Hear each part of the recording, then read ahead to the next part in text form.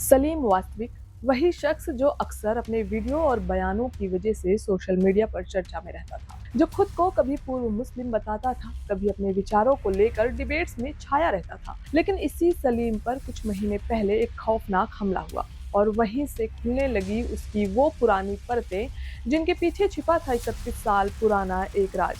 नमस्कार, मैं हूं आपके साथ प्रज्ञा पांडे। आप देख रहे हैं आरएन टीवी नेशनल। 31 साल बाद खुली कातिल की असली पहचान। 31 साल तक सिस्टम को धोखा देता रहा कातिल।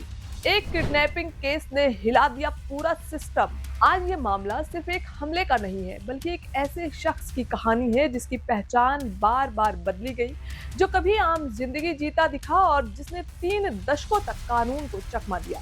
लेकिन आखिरकार एक घटना ने पूरी कहानी को फिर से सामने ला दिया। दिल्ली एनसीआर से सामने आया ये मामला सिर्फ एक क्राइम स्टोरी नहीं, बल्कि सिस्टम को चौंकाने वाला एक ऐसा सच है जहां एक कातिल कभी कपड़े बेचता दिखा, कभी आम जिंदगी जीता दिखा और हाल के दिनों में कैमरे के सामने आकर धर्म और विचारों पर ज्ञान बांटता नजर आया। लेकिन इसके पीछे छिपी थी 31 साल पुरानी एक खौफनाक सच्चाई, जिसे लोग सलीम वास्तविक के नाम से जानते हैं। साल 1995, दिल्ली के मुस्तफाबाद इलाके में 13 साल का संदीप बंसल स्कूल से लौट रहा था, लेकिन वो घर नहीं पहुंचा। रास्ते में ही उसका अपहरण कर लिया गया।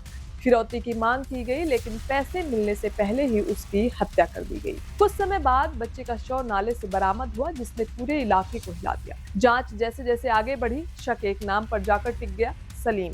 उस समय सलीम एक स्कूल में मार्शल आर्ट ट्रेनर के तौर पर काम करता था। पुलिस पूछताछ में सलीम ने अपना गुनाह कबूल किया और अपने साथी अनिल का नाम भी सामने आया। दोनों ने मिलकर इस वारदात को अंजाम दिया था। साल 1997 में अदालत ने दोनों को उम्र कैद की सजा सुनाई, लेकिन कहानी यहीं खत्म नहीं हुई। साल 2000 में सलीम को अंतिम जमानत मिली और यहीं से वह फरार हो गया। 2011 में हाई कोर्ट ने सजा बरकरार रखी, लेकिन तब तक सलीम गायब हो चुका था। 30 साल तक कैसे गायब रहा सलीम? फरारी के दौरान सलीम ने अपनी पहचान बदल ली, ठिकाने बदल लिए, नाम बदल लिया।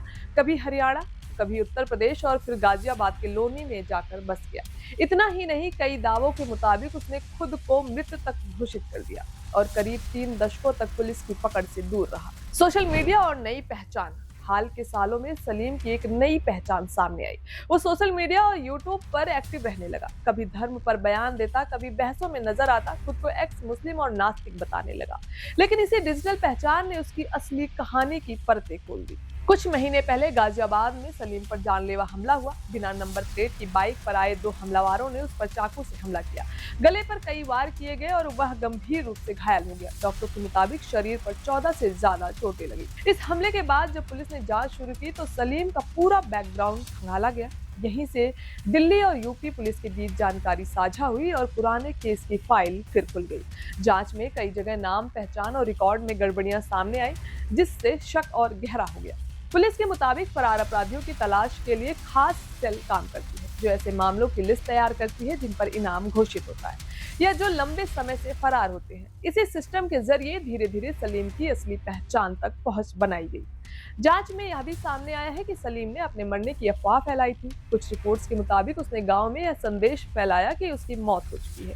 लेकिन पुलिस को जब कोई रिकॉर्ड या अंतिम संस्कार का प्रमाण नहीं मिला तो शक और मजबूत हो गया। 27 फरवरी को हुए हमले में 2 सगे भाई गुलफाम और जीशान शामिल थे। पुलिस कार्रवाई में बाद में दोनों का एनकाउंटर हुआ, लेकिन इस घटना ने सलीम के पुराने इतिहास को फिर से सुर्खियों में ला दिया। आखिरकार 31 साल बाद दिल्ली पुलिस ने सलीम वास्तविक को गिरफ्तार कर लिया और उसे तिहाड़ जेल भेज दिया गया। जिस केस ने 1995 में एक मासूम की जान ली थी, वो अब फिर से इंसाफ की राह पर है।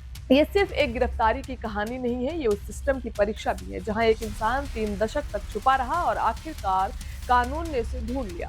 आप क्या सोचते हैं? क्या इतने साल तक फरार रहना सिस्टम की कमजोरी है या वक्त की चाल? अपनी राय कमेंट में जरूर बताएं।